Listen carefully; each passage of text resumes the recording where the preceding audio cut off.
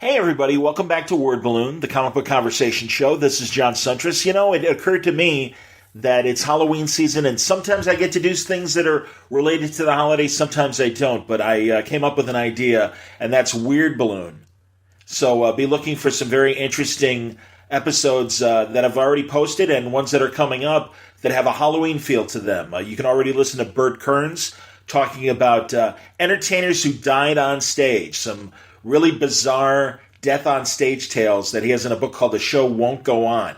Really fun conversation about that. Also looking forward to next week talking to an author about Bela Lugosi and the Monogram 9, movies he made after Dracula, some horror, some suspense, interesting choices that are really considered some really great film performances from Lugosi. It wasn't just Dracula. So check those out. Thanks a lot for listening through the commercials. I've got one more, and then we're going to start the show. But thanks for listening.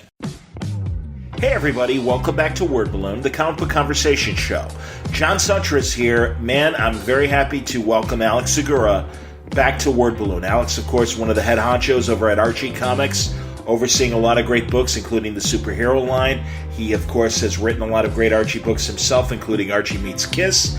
And he's got a new Archie one-shot coming up with Dan Perrin, Archie Meets the B52s.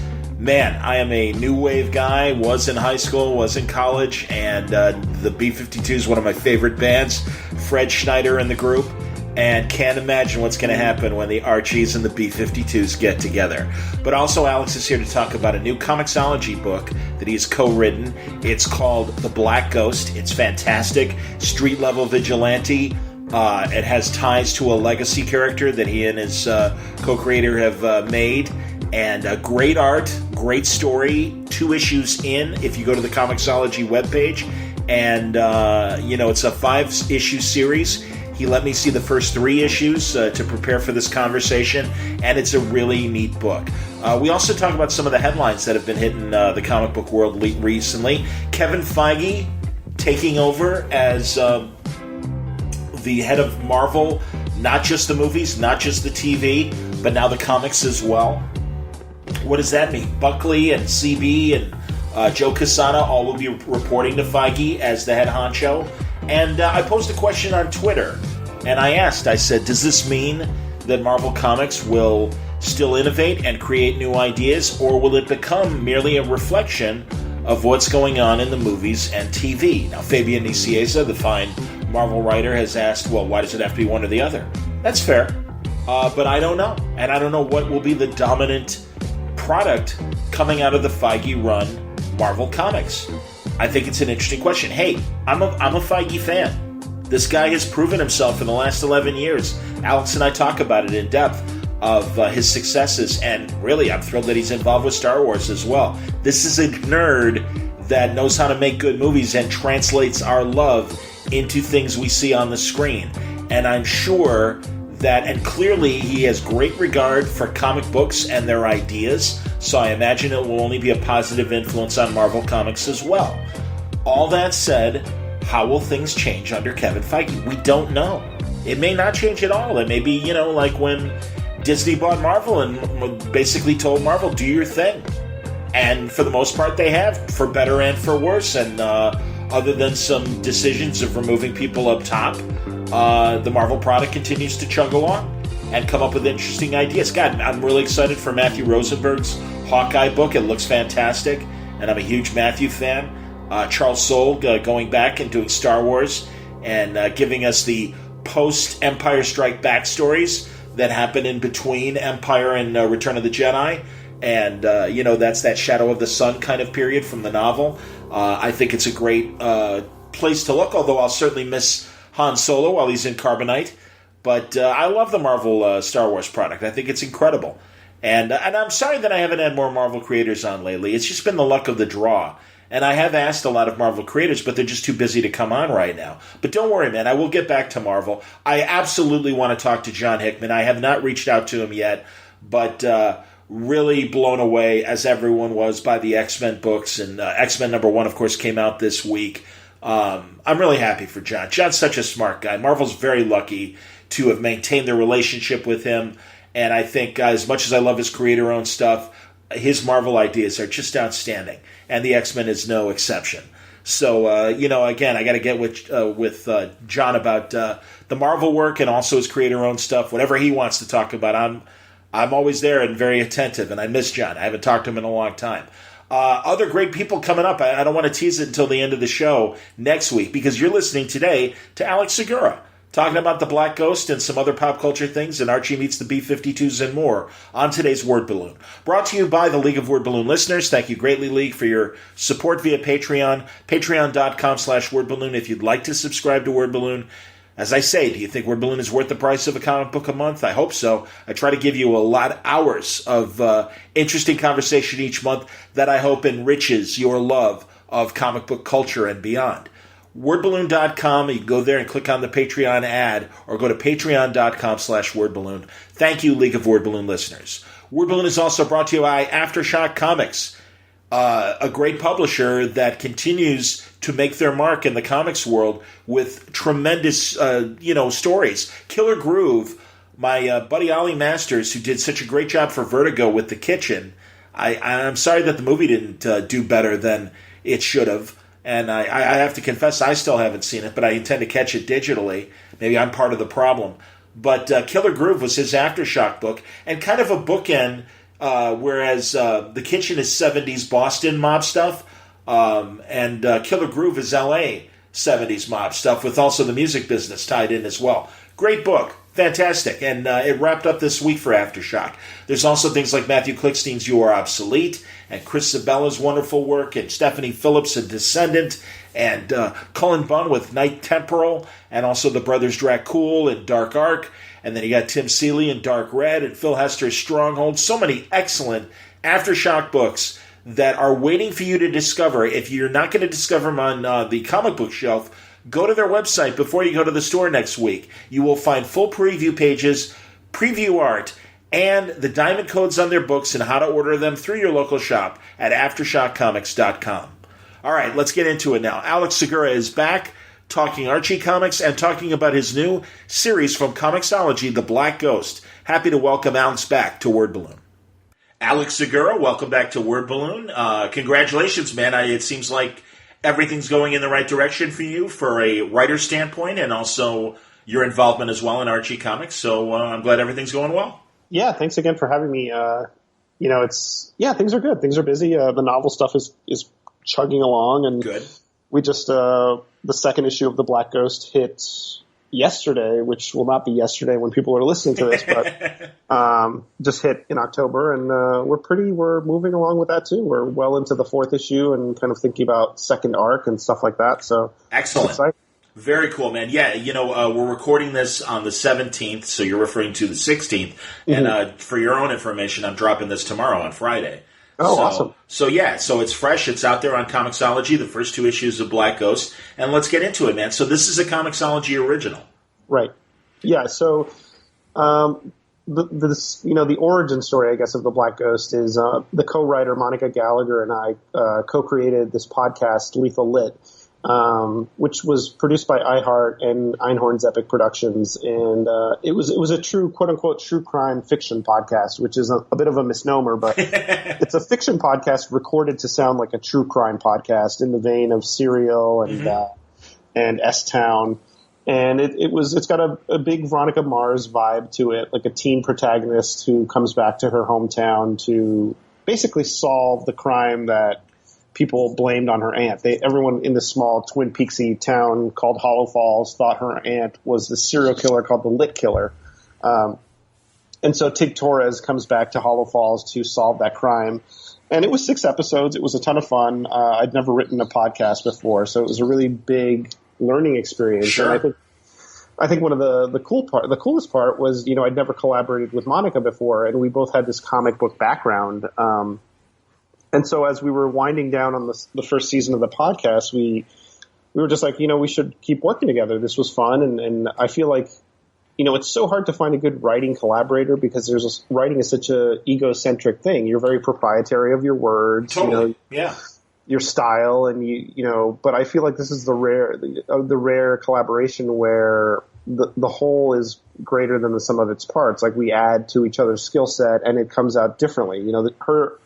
her dialoguing style is very different from mine, and my plotting style is very different from hers. So when you blend it together, it just feels like something unlike anything we would have done alone.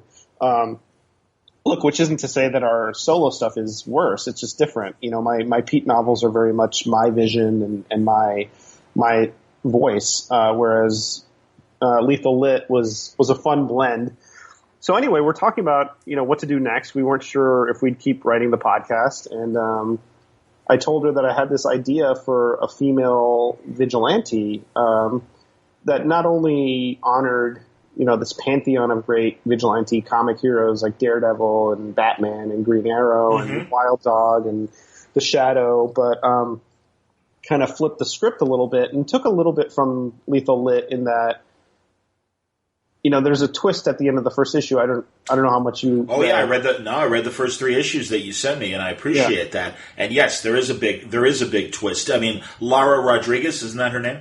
Laura Dominguez, yeah. Well, Laura Dominguez, excuse me. Laura Dominguez starts off as a criminal news reporter and is on the trail of a Green Hornet, Crimson Avenger sort of vigilante street hero.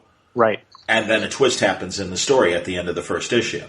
Yeah, I mean, I guess we shouldn't be too precious about it. But, you know, the first issue starts, and like you said, she's a cops reporter. She's just moved to this fictional city called Creighton, which is kind of a mid-Atlantic dead-end city that's fading fast, very, you know, falling into corruption, you know, just a seedy town. Not to mention the newspaper she works at, and I mean, as you and I know, being in newsrooms, you in the print world, me in the radio world, that newspapers are struggling to survive and be relevant in today's economy and everything as well. Yeah, exactly. And you're seeing newspapers, you know, kind of pivot and metamorphose into other things to just stay afloat. Yes. So I wanted to show that because I think the last time I really wrote about newspapers was with the first Pete book, and the whole framework has changed. And so I wanted to show this almost like middling newspaper that was desperate to find a reason to be. And so she moves to this town and becomes obsessed with this hero, this, like you said, this Crimson Avenger type who is the last beacon of hope in this town, the Black Ghost, to the detriment of her job. You know, her editor is basically like, you know, you've got to stop chasing this guy. You are a cops reporter. I need you to cover the cops beat. Like, we need to service our beats. And she's also dealing with a lot of personal issues. Yep. Her brother was murdered, you know, very tragically in her hometown. She's drinking too much. And then by the end of the first issue, the flip happens and you realize the book is not about the Black Ghost. It's about her becoming the new Black Ghost because she becomes a witness to the Black Ghost's murder. I mean, she gets a tip from Lone, which is this kind of computer hacker that has been an informant for her, and he tips her off to a drug deal going down in the docks, and she goes and spots it, and that's where she sees her hero get gunned down. Yes. And so the big arc is basically, can this person, or can we as people, overcome our demons and our flaws to really not only like talk about what's happening, but become the solution? You know, can she become the hero that the city needs? And I really like that theme, not to pat us on the back too much, but I like it because it feels new, but it also really kind of echoes the kind of comics I love to read, like these, you know, street level, gritty hero comics that are really about people overcoming the odds to be a hero. I think Daredevil's probably the closest in terms of just DNA, and really, it's funny because I was listening to one of your Rucka debriefs, and I love Greg's work, and we're friends, and I value his taste, and this is when I realized writing this book how much I really pull from him as an inspiration and as a just kind of someone that I look to as a great writer. Just, you know, stuff like Batwoman and obviously Whiteout, and he just writes really strong, really compelling female characters, and that's definitely something that we strive to do. We want to make Lara flawed, but also really relatable. Like she's a messed up person, but she's also trying to do good things. So, and that's everybody. Absolutely. And this character alone, you haven't revealed who the hacker is, but there's certainly an Oracle Barbara Gordon kind of vibe to her character, or to its character. We don't know. Yeah. We don't know. And yeah. You don't know. So that's cool. And I think, yeah, man, no, it's definitely a good street vigilante kind of thing. But again, Lara's backstory is a bit different, and she's flawed in different ways than the Daredevil comparisons, or Batman, or Batwoman for that matter. So yeah, no, I think it is a fresh take on a hero. How have you been able to gauge what the response is? Like you said, you're 2 issues in as far as what's been released right now through Comixology. Are you getting feedback from readers? Yeah, I was really pleasantly surprised at how many people were surprised I was surprised that people were surprised because, we're in the weeds writing the story, sure. And Monica and I are just like, okay, this is just a twist, and people are going to be expecting the twist, but it's a cool moment, and we need to propel the story forward. But I think the way that Greg Smallwood covered in #1 is drawn, it really makes it seem like Lara is chasing the male Black Ghost, like kind of just following him. Mm-hmm. Greg did the first issue? What's that? Is Greg your regular artist, or did he just do the first issue? I didn't realize it was Greg. Oh, Greg did the cover, and the artist is Geroge Kambadais. Yes, who okay. is fantastic. And does, the interiors are great, man. It's a very... It reminds me of, and I forget which Hernandez brother, but it's got that kind of vibe to it in terms of the art. Oh, man, that's high praise. I think it's Berto. I think it reminds me of Gilbert's work. Yeah, he's got this kind of Batman animated vibe that... Sure. We didn't really know we wanted. We had an artist that was working with us, and we got to maybe the beginning of the first issue, and he had to leave, and that stuff happens. Sure. Especially, I'm not saying it as a diss or anything. He just something else came up. Sure. So we scrambled a bit, and then it was Mike Moreci, who I know you know. Sure, absolutely, one of Chicago boys. Absolutely, Mike's a great guy. Yeah, he's awesome, and I was like, dude, do you know any artists that, could hop into this? And he was like, George is great. I've wanted to work with him. And he sent me some samples, and we reached out to him, and he, that same day that we sent the email with the pitch, he drew like maybe 5 or 6 designs and was just so enthusiastic. And I remember thinking, this is not how it looked in my head, but this is how it should look. This blending of animated kind of, not cartoony, because I don't want to. Cartoony's got a negative connotation. It's just it's much more clean, and it's much more dynamic, and it works really well with the story. And he's such a great action artist, and his facial expressions, like, you wait until you see issue 4, because I feel like he gets so much better with each issue. But he definitely loves the same kind of stuff that we do, and he's always we're working on it Marvel style, which I wasn't expecting to do. I thought we would be giving him full script just since we didn't know each other, but after a while we realized this guy knows how, he knows what he's doing. So we just send him a very detailed page breakdown and leave it to him to direct the movie, decide the camera angles and the layout and the breakdown, as long as the big beats of the page are hit. And then, it's gotten to the point where I was going over the script for 4, and Monica and I say, this can take 2 or 4 pages. It's up to you. And we just kind of let him go. Okay. Which is it's just been a really smooth working relationship. I've worked on a decent amount of comics. Like, I'm not super prolific in comics. But you've done your share, man. No, you've had several Archie arcs, and and I forget right now the Red Circle, Archie hero line. What if you did you do some of those Archie superhero stuff? No. But I did edit. I did edit that line. Sure. And I edit a ton of stuff. So yeah. I guess it's just I've always worked full script, and it was one of these things where I was a little hesitant, but then George just knocked it out of the park, and it kind of made it even better than I anticipated. And I think it's really changed how I write too. Like, I'm going to be working on this Archie meets the B52s thing with Matt Rosenberg, which is crazy, with Matt and Dan Parent. And I told Dan, I was like, I think I'm just going to give you a page breakdown, and you can kind of riff on it as you will, and then I'll come back and script it, because I feel like that's such an organic way of working together. And I would imagine that with Comixology, you don't have to worry about the page rate as you would with a physical publisher and print costs and everything, so they can be longer or shorter depending on what the chapter needs. Yeah, I mean, we have a ballpark. Most of the comics, the single issues are about 22 pages, and we did go a little long we will be going a little long on the 5th issue, but, okay. there's a ballpark as opposed to with a traditional publisher, you have to, it's either 20, 22, like you're right. locked in. But yeah, it's been really an adventure, and we've got a great team. We've got Ellie Wright on colors, who's been doing the Betty Page books at Dynamite. And nice. Yeah, Taylor Esposito, who has lettered everything. He was on staff at DC while I was there, and Greg Lockard, who was a former Vertigo editor, who's our editor. So it's very cool. No, and I'm glad to hear that. That's always one of my questions with creator-owned stuff: who's editing and whose eye do you trust in terms of giving you good critical feedback and making the best comic book possible. So that's great to hear. And also, am I wrong? Variant covers? Because I want to say I saw our buddy Francesco Francavilla do a cover as well. He did, yeah. No, there's no variant covers.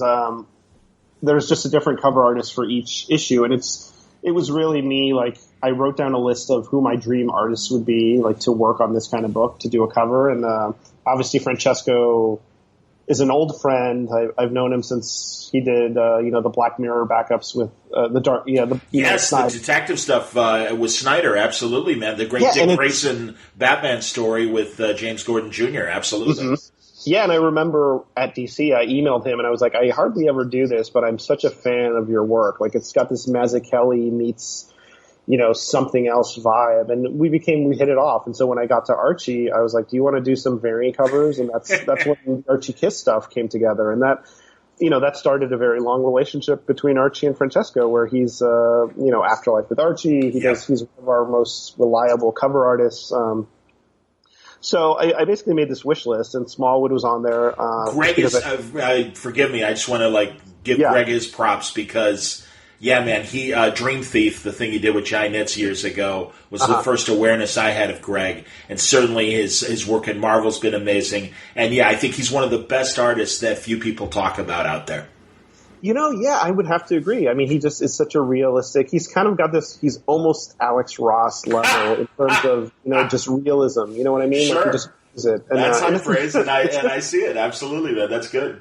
Yeah, and so I asked him, and then we've got Veronica Fish doing the 3rd issue, which Excellent. is great. Very cool. And Bill Sienkiewicz is doing issue 4. Oh, that's great, man. That's so funny. I was just Bill and I have been texting back and forth. I've done panel interviews with him that have shown up on Word Balloon, but he hasn't actually been on for a long talk. So I'm trying to nail him down to do something because he's become a great acquaintance over the years at cons and stuff, and he's always a really nice guy to me. So he's just one of the nicest guys in comics. And when I asked him, I was like, look, I know you're super busy, so please don't hesitate to say no. Like, I would not be upset. And he was like, I'll get you something. Like, That's we're great. friends. That's excellent. Well, you've cultivated these kind of relationships with the years you've been in comics, man. Your years at DC and certainly your years at Archie. I mean, you know the good people and everything, and they trust you, and that's terrific. I'm glad that it's paying off in terms of what you're trying to do.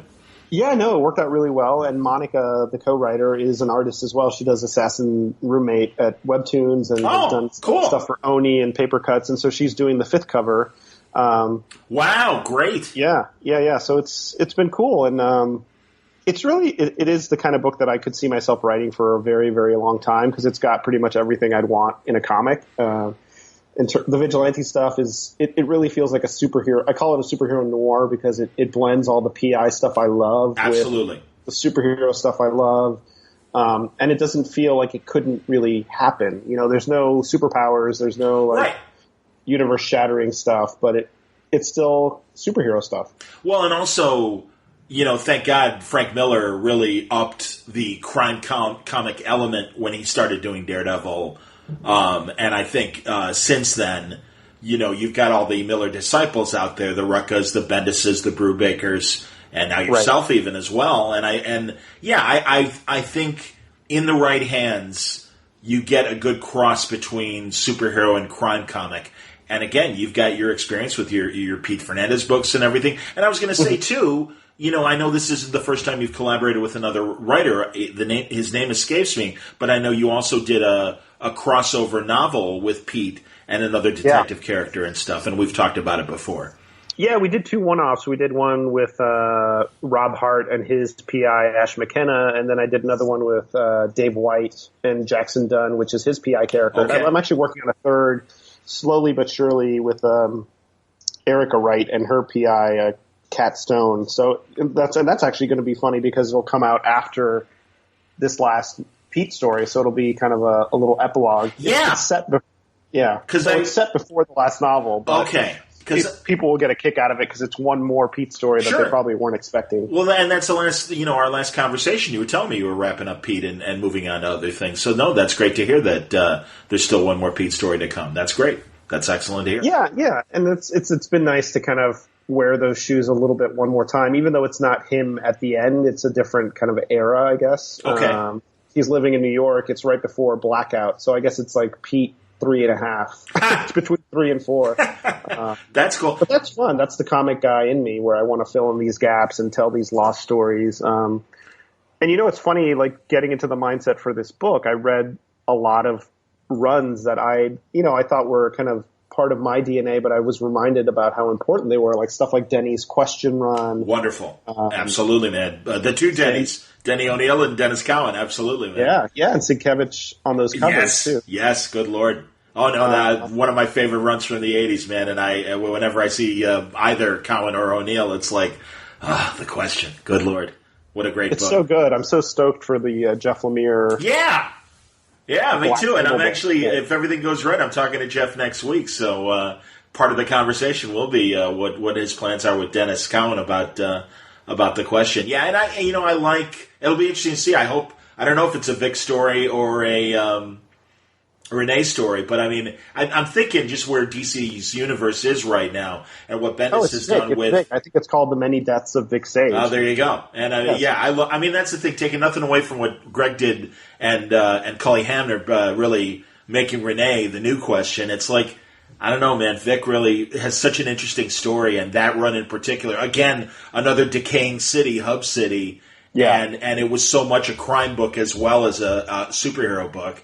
And yeah, one of the best, man. I love that run, and I think that run, frankly, still holds up. It still holds up, having read it fairly recently, and it's not, it is a crime book and it is a superhero vigilante book, but it's also so much more. Like Denny gets into really like philosophical issues. That, I read that, and then I reread most of the Grell Green Arrow stuff. Cool. Which is funny because, Grell never calls him Green Arrow. It's a very street-level book until maybe towards the end when DC, I think, editorial was kind of shoehorning more crossovers in there. I hear you, man. And in fact, he had a hood, but he really didn't have a mask. So it really was Ollie kind of running around Star City and stuff and being Ollie. And, I wonder with all this talk of what's to come at DC, Ollie in particular, and certainly even with the Arrow TV show ending and the plans they have on the CW to kind of continue Star City and focusing on the women vigilantes of Star City, which is fine. But I don't know, man. I'm an old school Ollie fan, man, and I'm talking about Lemire. I thought he did a great job with his run was fantastic, and I think he was probably dealing with I was at DC at the time, so I knew that there was a lot of just kind of. The show was going on, so he had to kind of dance between the raindops a little bit there. Yep. But it was really great. Andrea's art was fantastic. Sorrentino, absolutely, man. Beautiful stuff. Yes. Yeah, I was thinking that a couple nights ago, what the plans are for Green Arrow, because that's such a great gem of a character. And maybe once the show is winding down, you can bring back a little bit more of the classic vibe to Ollie. If they continue to do it, because I don't know, did you see that cover that was on Twitter and everything? And it was really kind of focusing on the women. And it was called Green Arrow and whatever, but Ollie wasn't on the cover. It was all the women and everything. And that almost felt like something that the artist maybe did for the show, and it's not an actual. Okay, I wasn't sure. I didn't know. Like I think I even tweeted at Katie Cassidy and asked what it was. Sure, if she would respond. But, yeah, man. It was an Emanuela Lupacchino image, and it was cool. It was interesting, but I think it was just kind of a hat tip to that backdoor pilot that they're doing. Could be, and again, yeah, you're right, and it's certainly not the first time that they've done that stuff. Now, I have a couple of questions regarding Black Ghost. As you figure out the next arc, and maybe this is something for down the line, would you ever do a retro story about the original Black Ghost, and would we see more of his character, concurrently with something that Lara is dealing with, or a past case or anything like that? Because I'm always, again, I don't want to. I always feel like I'm like an old man going, hey, can we have a man do this stuff? I don't mean it that way, but I am intrigued with what you set up in those first couple issues about the original Black Ghost, and I don't know if that was it to serve Lara's character and we're moving forward, or would you have any flashback plans? Yeah, no, I think one of the things we tried to do was, pay homage to the idea of the legacy hero, because I think that's really such a big part of, really these iconic characters. Yeah. Like, maybe not Batman, but just definitely the Golden Age to the Silver Age and so on. 100%. So, I think in the next arc we'll probably play with that a little bit. I don't want to use the Black Ghost, the original one, as just a pivot point. Like, oh, now she's the Black Ghost. See you later. Like, he's obviously going to weigh on her for a long time, and by the end of the first arc, she'll have figured out not only the mystery of who he was and what it means to her. And so there's some weight in there, and so he'll definitely be a big part of the second arc, whether he's alive or not. But I do like the idea of flashing back to a tale of the OG Black Ghost, as we refer to him in our email. Sure. And then Monica's collaboration. I am interested in this podcast. I didn't listen to it. And narrative fiction podcasts, and even nonfiction, was it all pure narrative? Was it in that serial format, or was there dramatization involved? Because I'm kicking around some ideas from a dramatic standpoint that I would like to explore on podcasts. Well, hey man, I'm an old audio guy, coming from radio. Growing up, I love old time radio. I still love listening to great examples of old time radio, and I am thrilled that the podcast platform has allowed audio storytelling to come back in such a way. And you look at other countries. Canada still does it with the CBC. England still does it with BBC and independent productions, or you get those big Finnish productions that license new stories of Doctor Who and some of the other great classic British stories and stuff. So, it's like everyone, all the other countries are kind of hip to the immersion of podcasts, and just like comics, it's a limitless budget, because all you need are great sound effects or great music and everything, and you are transported to whatever story you want to hear in the right hands. So, yeah, tell me about repeat the title again of your Lethal Lit. Lethal Lit. It was recorded narratively to sound like serial, but it was very much a radio drama. There was effects, there was voice actors. It felt like. And one of the coolest moments was when Monica and I came in and we heard the actors do a table read. And that's really when we felt like, okay, this is happening. It's not just going to be us like recording in front of our laptops. Like, it's going to be a production. And there was a great big producer who really put his style into it. And so it felt like very Hollywood. You're getting this showrunner to come in and put his creative stamp on your words. And he was very welcoming. J.B. Blanc was his name, and it's still his name. He's still around. I'm with you. But yeah, he was very welcoming, and he really kind of brought us into that process, and it was just a cool experience. And I'm excited. Hopefully it's not the last podcast we get to work on. So excellent, man. No, that's excellent. Now I got obviously, because you mentioned, I got to transition to Archie and the B52s. And again, I'm a little older than you, but I know we share a lot of musical taste. For sure. And so will this story take place like in the 70s, 80s period of the B-52s, or will it be a modern tale? What can you tell us about the crossover? Yeah, so this is Dan Parent made this happen. He is such a go-getter when it comes to like just networking, and he just messaged Fred Schneider on Facebook.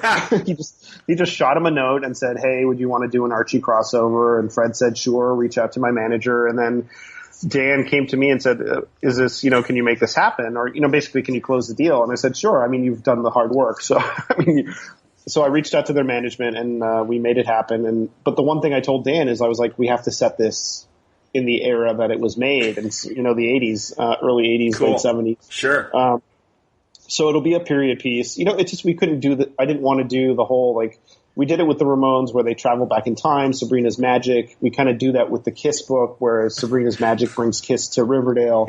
So I really wanted it to just be like, you're going to see the Archies in the 80s, in that time period. And that's going to be, what it looks like, and I asked Dan to kind of draw it in that 80s Dan Parent style. Sure. Thin ties, absolutely, man. Good Lord. You know, the time of IRS records and, you know, God, I was a high school kid when the B52s hit, and things like, I mean, not only their videos and the great stuff that they did early and later in the 80s, but also I love when they showed up in One Trick Pony, the Paul Simon movie. And Paul Simon is so old school, and a guy that had, I mean, his character in One Trick Pony. It's a great forgotten movie. And I know you could find it, really and I figured you'd seen it as well. And the B-52s come out and do Rock Lobster in the face of, like, typical Paul Simon kind of ballads and stuff, and, like, this is the current sound. And they were always so much fun. And I saw them live, and I saw Kate Pearson live a couple times solo and stuff, and I mean, Fred is awesome and just a great performer, songwriter and stuff. So what kind of influence did he bring to the story that you guys are doing? Yeah, we're still pretty early days. You know, we gave them the general pitch, which is, you know, the B-52s come to Riverdale to kind of MC this variety show. Okay. And it's a little bit of a loose sequel to where Matt and I left off with the Archies, because we love that series, so we figured, you know, let's at least thematically continue it. It's obviously not a sequel because it's happening in the 80s, but, you know, Archie is in a situation where his band has broken up and he really wants to be on this show. And so, you know, I think the B-52s hear him playing, like, randomly, and they say, well, is your band going to audition? And he says, yes, we'll be there. And of course, he doesn't know that because the band's broken up. So it's on him and on the B-52s to help reunite the band. And in the process, you know, lessons are learned, friendships are made, and rock is had. So I think it'll be fun. And look, Dan is a huge B-52s fan, like obsessive. I love them. I'm a fan. Like, I grew up, like, I remember as a kid, Love Shack, and those were the hits. I was younger, but then it brought me back into their original stuff. The early stuff is so awesomely edgy and so vintage, so new wave. Yeah, man. I mean, because Rome and you know, the obvious hits and stuff. Hey, man, that's awesome. That's where they made the cash. Super polished, though. Yeah. Yeah, and I mean, you want stuff like "Legal Tender" is a great song, or "Give Me Back My Man" is one of my favorites, and I know I've reposted that video a million times, and it's just got that awesome new wave driving bass and beat to it and stuff, and it's like, yeah, man, I mean, that literally, I mean, I feel like I'm 18 again when I hear those songs. It's like, yes, this was the outlaw music of my time and everything, and they're just fun. I mean, they're just such a fun band. This quirky, like, off-kilter vibe to them that reminds me a lot of Talking Heads, which is my favorite band, like one of my favorite bands. Me too, man. Absolutely. David Byrne produced that Mesopotamia album that became an EP, and it was just such a kind of merging of their two weird idiosyncratic styles, which is a lot of fun. They just seem like a perfect fit because, you know, everyone knows them, everyone loves those songs, and it just feels like it'll just be a fun one-off. And, you know, if we do enough of these, they can probably collect them all. Sure. No, and that's terrific. And also, it's great to morph the Archies into these various decades. I know we've talked about it before. One of my favorite Cliff Chang pieces is that 90s grunge Archie. Oh, yeah. Oh, my God. It's like an homage to the Jaime Hernandez Love and Rockets. Totally. Absolutely, man. And and again, I mean, I've talked to Victor Gorlick, as you know, about Sugar Sugar and its impact on the 60s and the bubblegum era and stuff. And that's the thing. I think, you know, the Archies are a great vehicle to relive these decades in music and do these mashups and stuff. I think it's terrific. And yeah, Dan, I follow Dan on Instagram, so I'm constantly seeing his commission art that he does, and then just some, you know, the crazy stuff that he does normally for you guys at Archie, but also, you know, just as one-offs and stuff. And it's like, Dan's got that Stan Goldberg, Dan DiCarlo kind of vibe to his art that is so traditional, and he puts his own spin on it by the visual choices that he makes. So it's terrific. It's great. Yeah, totally. I mean, Dan is a legend, and I'm honored to work with him. I'm honored to call him a friend, and just to have this next chance to jam together. It's funny you bring up that Cliff piece because I have a print of that Cliff signed. Awesome. I keep meaning to buy it. I haven't seen him at a show lately, but it's certainly on my wish list because I'm always looking at it like, oh man, I need that like in my in my living room. And it was I think originally it was a Hero Initiative cover that they did around the time of the original Archie wedding, and he did the image for the book, and then I made it a print, and we'd never used it as an actual Archie cover. So when the Archie's book was ending, we knew we were ending with issue 7. I reached out to him and I said, can we use this? Like, it's such a perfect Archie's cover, especially for the story we were telling, sure. like with the, and he was very gracious about it. He said, sure, we made a few modifications and, obviously added the logo and stuff, and he signed off on it. And it was a cool way to cap off that run. Absolutely. That's great, man. Very, very funny. I don't know if this has ever been considered, but as Brian Augustin and Mark Waid are doing the various decades of Archie, and they did the 40s story, and they're doing the 50s story and stuff, it would be great to see the Archie's band work with a big band in the 40s and stuff like that, and kind of see them with the Dorsey brothers or Glenn Miller or one of those kind of classic Benny Goodman big band kind of things in the 40s, and certainly in the 50s, Bill Haley and the Comets, and hell, you name your favorite 50s rock and roll band and stuff, and put the Archies in that era. Yeah, I mean, now I've got this idea of them being on that kind of like New York jazz scene at some point and jamming with Miles. And very cool. That would be great. Yeah, the Blue Note stuff, man. Oh, wouldn't it be great to do one of those classic Blue Note album covers that are so gorgeous and stuff, and do that in an Archie style? Again, that is the beauty of Archie, that it can, beyond the teenage angst, you got this garage band. It works so well in the 60s. And man, I'm telling you, your stories and others and stuff have proven that you can really reflect on the different eras of teenage life in American society, and Archie fits very well. And I'm thrilled with the success of the TV series. You and I, and forgive me, I'm putting you on the spot here, but I got to get Aguirre Scarza on the show sometime, because really I would love to talk about the evolution of the TV show as well. And it's just we have that conversation. Yeah. Often, Roberto's very busy, but we can definitely try. It's funny because I was doing an event last night at Books Are Magic in Brooklyn with Ben Percy, who's writing X-Force and actually has written really great runs on Green Arrow and Nightwing, because he just came out with this horror short story collection, which is very good. So I was kind of there as his co-hosts, basically, to read and chat. Cool. And somebody asked us, they say that writers tell the same story, not in a critical way, but just that you have this one theme that you hammer home. And how does that work with, IP, like corporate IP? Sure. Like for, in Ben's case, it's stuff like Wolverine or, Nightwing. And for me, it's the Archies. Yeah. And I thought it was a fascinating question because, in my own work, like The Black Ghost or the Pete books, it's about, like I said earlier, overcoming your demons, whether it's addiction or, family drama or your problems, and becoming a hero. And then it made me look at the Archies in a different way, because it's very much about that too. Just, obviously they're not like boozing it up on tour, but it's more about overcoming your own issues and your own personal kind of problems to put the show on and play this gig, or overcoming whatever is going on to still be the band. So it was interesting to just kind of piece it all together in my head in a way that I hadn't before. So I guess it's good to do book events. That's awesome, man. No, and every now and then you get interesting feedback from the audience and stuff, and maybe think about things in a way that you hadn't before. No, I get it, man. We were talking off the air, and forgive me, but the movie is still on my mind. Have you seen Joker? I have not. It's so funny because I had one of these weird we don't have time to go to the movies, just having two little ones. Indeed. I understand, man. Yeah, man. What are the ages of your kids right now?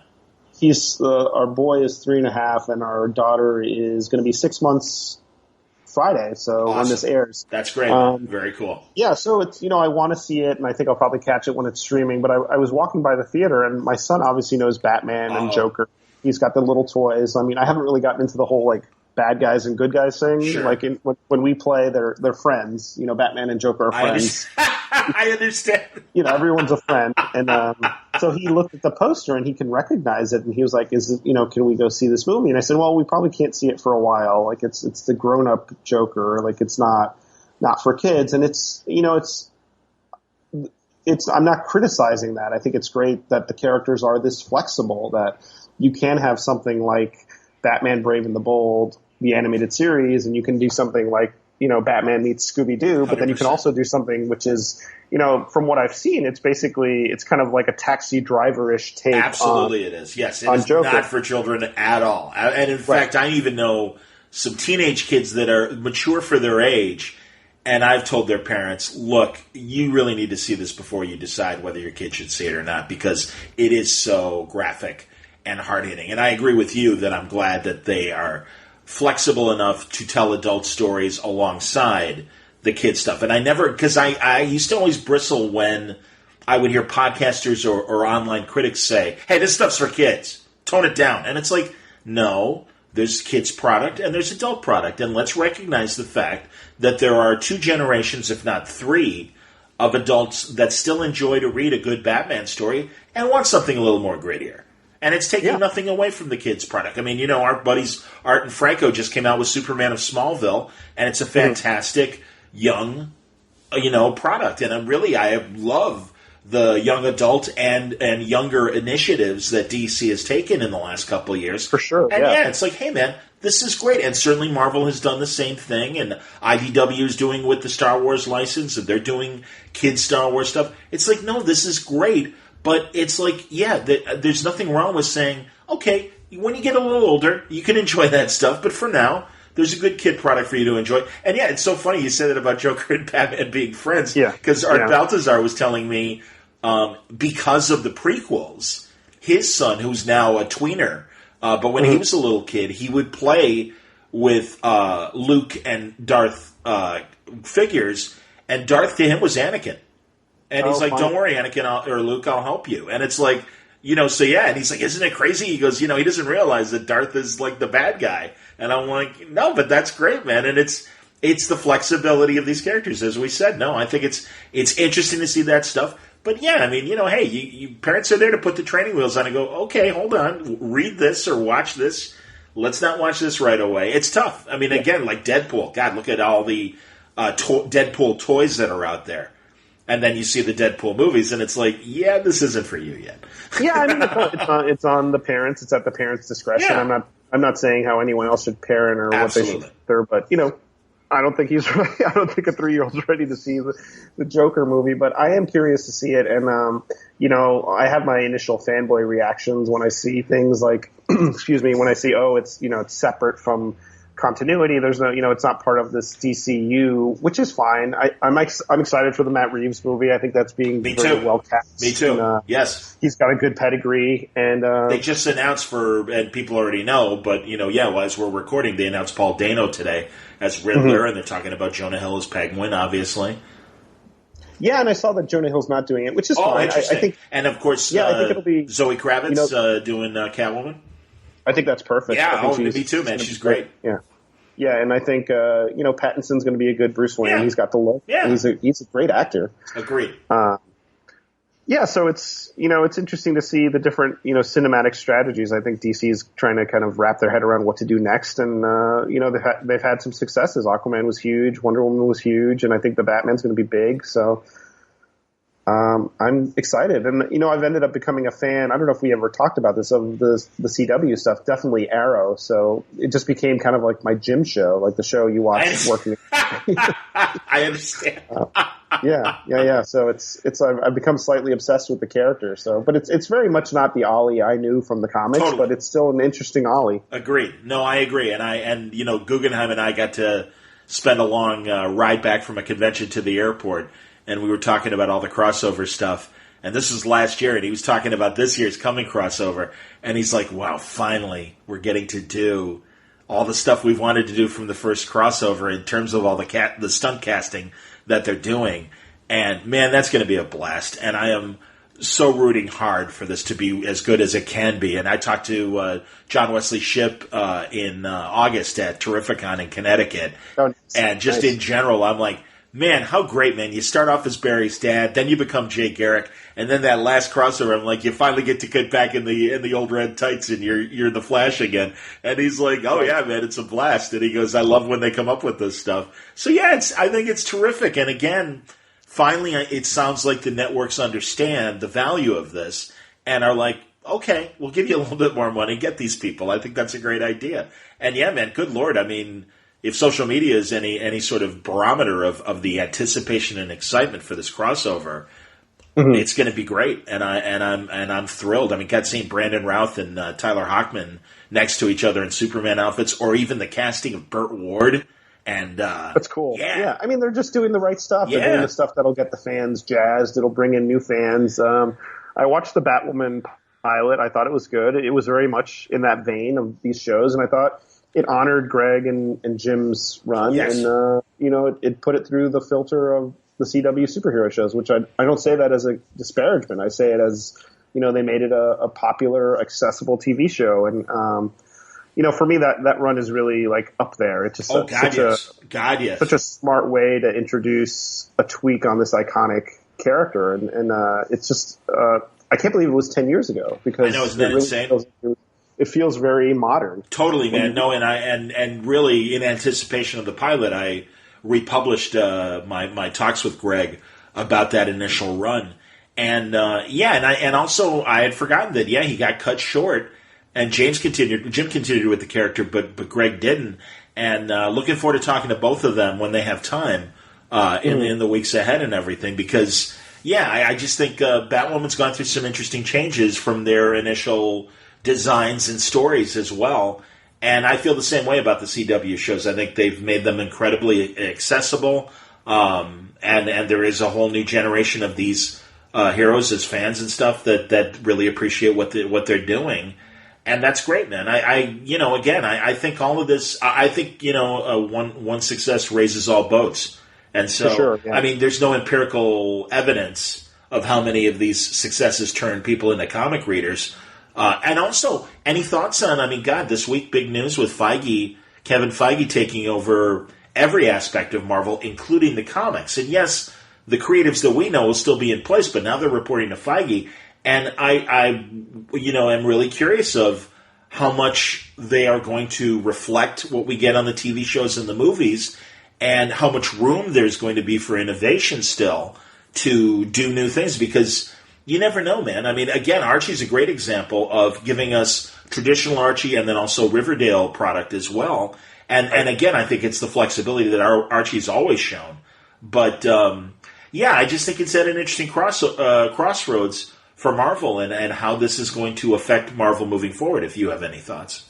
Yeah, I saw the news, and I saw the title, and my first thought was, what does that mean for Joe? And it really just seems like... Or CB, Yeah, or CB, and on a personal level, like what's happening. But it's also, I think it's just a reshuffling and a reorganization, and huge corporations do that, every 4 or 5 years. So it really seemed like, okay, the TV stuff is now under the auspices of the film stuff, which makes sense. You're eliminating a redundancy there, or any fiefdoms from forming.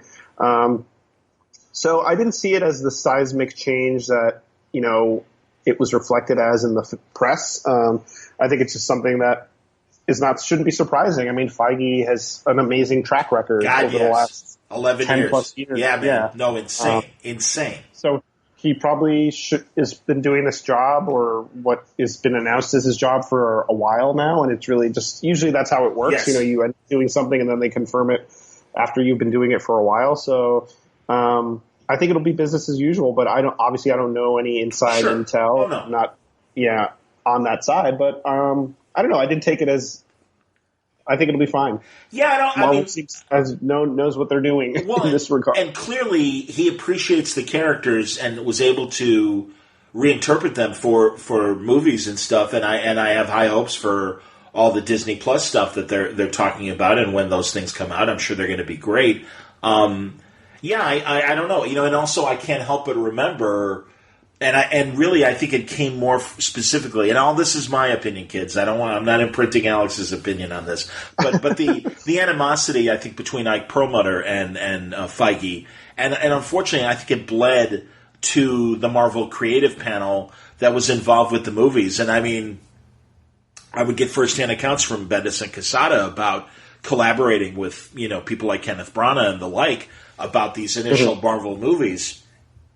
And I know that, Ike Perlmutter was the guy that was saying no to a Black Widow movie and saying that girls don't like superheroes and taking a very old-fashioned attitude and not really paying attention to what was going on.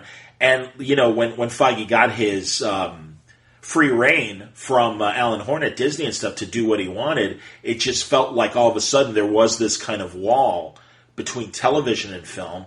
And I think all the connections and stuff started to kind of disappear. And then also, I know, on the comic book side as well. So now that he is in control, I think he is a good steward for the characters. And also thrilled that he's going to do a Star Wars movie as well, for that matter. Good Lord. As a very busy person, I don't know how he finds the time. Exactly, man. Look, you go with the hot hand, and he definitely has been very successful, totally. And I think it's a smart move. Yeah, it'll be interesting. And again, I agree with you. I do think it's a smart move. I kind of got mad when some people were like, oh, great, another white guy's going to do a Star Wars movie. And it's like, the guy makes between $600 million and $1 billion for each movie. I think he knows what he's doing. And I think the studio, it's like, come on, man. It's like, this guy knows how to appeal to the masses with the stuff we love. I get what you're saying, but by the same token, it's like, this isn't just another white guy making a Star Wars movie. Calm down. And again, that's me saying that. It's just interesting. There's always, that was one of those announcements too, that while you could theoretically see it coming, quote unquote, sure. it came at such a random time. It was like, oh, okay, this is happening. Interesting times. Agreed, man. No, absolutely. And I know you're in the thick of it with Archie, and Christ, I've said it before when you guys have come on and stuff. From Archie's Married Life series, it was just like, oh shit, interesting shit's happening in Archie, man.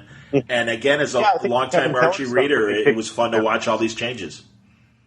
Yeah, I think when Dan introduced Kevin Keller, that was really the turning point when people started to realize, okay, this is not like your grandpa's Archie. This is a whole new take. And I'm glad that you noticed that we still do the classic stuff. We still honor like the traditional Archie, and that is still there, and it's a big part of what we do. But we're not afraid to take some risks. And I was just making this joke yesterday to a few other creators. Who would have thought 15 years ago that Archie would be the premier like horror comics publisher, in terms of Afterlife, Chilling Adventures, Vampironica. Look, obviously we're not the only one. There's great horror comics all over. Sure. But in terms of like a concentrated line of horror comics, it's it's just a testament to the versatility of the IP.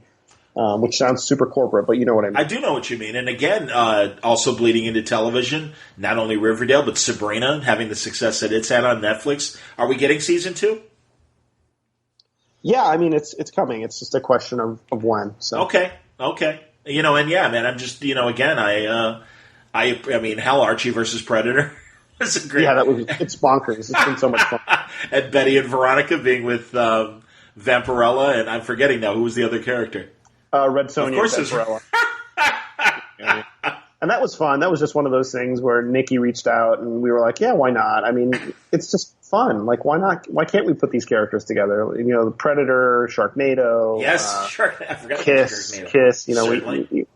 Why say no? Archie, as long as it's Archie, as long as the characters behave the way that you think they would behave under insane circumstances, then the fans will dig it. And, there's only so many times you can tell the traditional story, so you have to shake things up and keep it fresh. Would you guys ever republish? Because I always felt that Archie versus the Punisher, man, it was so maligned when it came out, and I got the joke right away and said, this is fantastic. And it was just great to see classic Archie in that crazy little sweater vest being intimidated by Frank Castle and his gigantic face and Archie's face, and that story. And it really fits. That was a story ahead of its time because it really fits all the fun stuff that you guys are doing today. It really does. It was kind of the outlier of that kind of regime or era of Archie, whereas now it's just who we are. We'll try anything, basically. in terms of reprinting it, it's we'd be open to it. I think it's just it's one of those things where it's a little more complicated because it's not a one-off thing that we did. We did it in partnership with Marvel. Right. So we chat about it now and again, so I don't think it's completely off the table. Maybe Feige can make it happen with Buckley, and on those guys. Yeah, it would be. I'm sure it's atop his list. All right, first things first. Let's reprint Archie versus the Punisher, for Christ's sake. Yeah, before I settle into my new desk, let's make sure we get this reprinted. No, I understand, Alex. That's great, man. Have we left anything else off the table? I mean, like I said, when I get somebody like yourself who's been around the comic business and all the interesting things that are not only happening with the companies you're involved with, I like kind of, hey, what do you think of the news and stuff like that? So I appreciate going in the various directions we did. Oh, no, I love it. Anything on the table as far as any projects of your own that you want to promote? No, I think we've covered everything. And look, I'm a fan of the podcast, obviously. You're kind of my sometimes my commute buddy as I drive to Archie in the mornings. I think I was listening to the Kelly Sue conversation you had for a big chunk of yesterday, kind of getting through New York traffic. So I think you do stuff that a lot of people don't, with just these in-depth, inside the actor's studio style conversations. There's no space for it. It seems like elsewhere, which is a shame. Well, honestly, man, and I'm glad to say that the people at Archie are not one of these examples. Sometimes I find that a lot of we were talking off the air about the various press junkets sometimes at the conventions, they're so focused on talking about the product at hand that it isn't the right venue to be able to sit down with a creative and talk about the big picture. And Kelly Sue certainly is an example of that. James Tucker, who I just talked to about DC Animation and its evolution. Mm-hmm. And James is a guy that worked under Bruce Timm and was, with Tim and Dini and Alan Burnett and the whole Batman animated series group, and then evolved and then became the showrunner of Brave and Bold and has been one of the leading executive producer writers that dictate the direction that the connected animated DC universe has had going back to Flashpoint Paradox. Also making great, interesting independent things like the Scooby-Doo movies, and especially my favorite, the Curse of the Blue Falcon or Return of the Blue Falcon. Oh, right. And that's the thing. And I'm like, James, can we talk about the big picture? And he gave me 2 hours. And it was terrific. I mean, and at first he was like, yeah, we'll talk for an hour or so. But thank God he got so involved with the conversation. And I'm like, we're going over an hour. He's like, well, I'm having fun if you're having fun. I'm like, great, let's keep going. Because I really, I feel fortunate being in the position that I'm in, having done this for 14 years, the relationships I've been able to cultivate, where we can talk about beyond selling whatever the current product is and just go, hey, let's take a little step back and look at the forest in general. Because the landscape is changing in, I think, incredibly positive ways in general. And there's a level of acceptance on younger readers, younger viewers, and, again, older people like ourselves that remember when comics were this outlaw medium and just kind of in its own little world, are really enjoying an awareness that I think is affecting the storytelling in really positive ways. And let's talk about where we started and where we are now. I think that's part of the conversation, and I think it's interesting. Yeah, I mean, and you're having a conversation. I think so much, and this is not a disparagement of press coverage. I think just a lot of times the space allotted is for sound bites and quick reflective comments. Like this is going to be the best thing ever, and this is why. It's literally 1 or 2 quotes, whereas you can sit down with Greg or you can sit down with Brian Bendis or Kelly Sue and have a really thoughtful discussion with thoughtful people. And, they're not sitting there to tell you, buy my book because of XYZ. They'll say, this is why I'm writing the book I'm writing, and this is what influenced it, and this is how it came about. And it's really much more organic, and it feels less like you're being sold to, which is great. And which is honestly why I like being on the show. Thanks. This is not my first time on. And it's funny, just randomly going back to the question, I don't know if you've read Lois Lane. Of course I have. Oh, my God. But there's some great, I think my favorite stuff in that book is the Renee stuff. Sure. Oh, no, she's a great character. No, I mean, like you said, Greg knows how to write strong characters. Perkins is drawing the hell out of it, and I love Mike as well. Fantastic. Yeah, he's amazing. And really even, I haven't talked to them about it yet on the record, but Fraction and Steve Lieber with the Jimmy Olsen book. So really, everything that's happening right now in the Superman universe, and I'm so glad that Brian was able to broker in any whatever way he was able to like get Greg interested in doing it. I mean, we've been asking for a Lois Lane book for at least 20 years, if not longer. And it's in the right hands, and it's and Jimmy is this great combination of modern storytelling, but also that vibe of what made it so much fun back in the Silver Age, when you get 8-Man Jimmy and Beatles Jimmy and all the other Vampire Jimmy, whatever.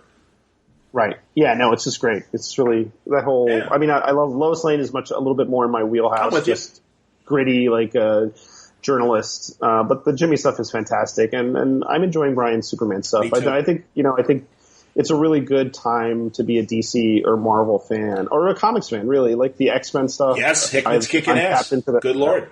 It's just the Dawn of X, Hox Pox or whatever was a lot of fun, and I read X-Men 1 the day it came out. I haven't really done that with an X-Men book in a long time. There you go, man. No, I agree with you, and got to get Johnny back on to talk about what he's doing in the X-Men universe, definitely. No, it's and again, I mean, and you and I being music fans and stuff, I would read Rolling Stone and Musician more than Rolling Stone even, where you'd get these deep dive interviews and you'd get these real kind of passionate conversations with, recording artists about what they're doing and why they're doing it the way they are.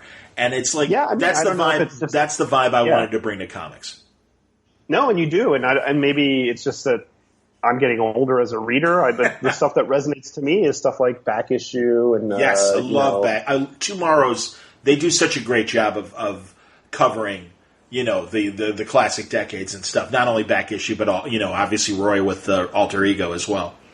Yeah, and then you have some time between the work and the interview, so it's not like these guys are feeling like, oh God, they're going to be mad if I say this, Sure. Which was, look, I was in publicity, I get it. There's some anxiety involved with promoting your work, and you want certain beats to be hit, yes. And I get that. But these interviews and stuff like 13th Dimension, it's a great website. Yes, he does a great job. I'm forgetting his name right now, but he's fantastic. Dan Greenfield. I mean, yes. You guys would be actually, you are simpatico. I agree with you. Absolutely. Next time you're in the same city, I should get you guys together. It'd be my pleasure. Absolutely. Dave Harper, too, who does a great podcast off panel. And he has the Sketched website and stuff. And Dave and I have talked before. No, it's I mean, that's the thing. And I feel I don't have a competitive bone in my body when it comes to that stuff. Another guy I want to get for his old stuff was David Anthony Kraft. And I know he's out there still doing new comic book stories, but I always felt Comics Interview and also Amazing Heroes in its heyday, and certainly the Comics Journal as well. That was the place where you could get that stuff, and that's really some of the backbone of what inspired me doing Word Balloon the way that I do. And I mean, I'm more of an audio guy than a print guy. Eventually I'm going to finish that Word Balloon book and start transcribing these interviews because, I do think that I've been fortunate and I've captured a period where, creators are talking about their product and what they're thinking at the moment and also reflecting back on old stuff. But I mean, it's I've always been fascinated by that, even as a younger reader, and that's why I'm glad to contribute the way that I do with my show.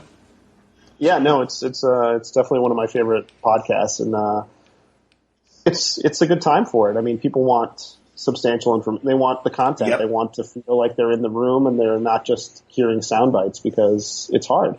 I hear you, buddy, and you're contributing by coming on and sharing your thoughts, so I appreciate that. And anytime. And man, directing people to Comixology's Black Ghost. 2 issues already out. It's a 5-issue arc, and it's a great new story. And, of course, in anticipation of the Archies and the B52s from Dan Perrin and Alex Segura. Always fun to talk to you, Alex. Thank you. Thanks, man. Always a pleasure. Alex Segura. Check out the Black Ghost at Comixology, and, of course, Archie meets the B52s coming very soon from Archie Comics. I hope you enjoyed today's Word Balloon, all brought to you by Aftershock Comics. Aftershock is a proud sponsor of Word Balloon. I'm proud to be promoting Aftershock Comics because they've got great groundbreaking books that deserve your attention.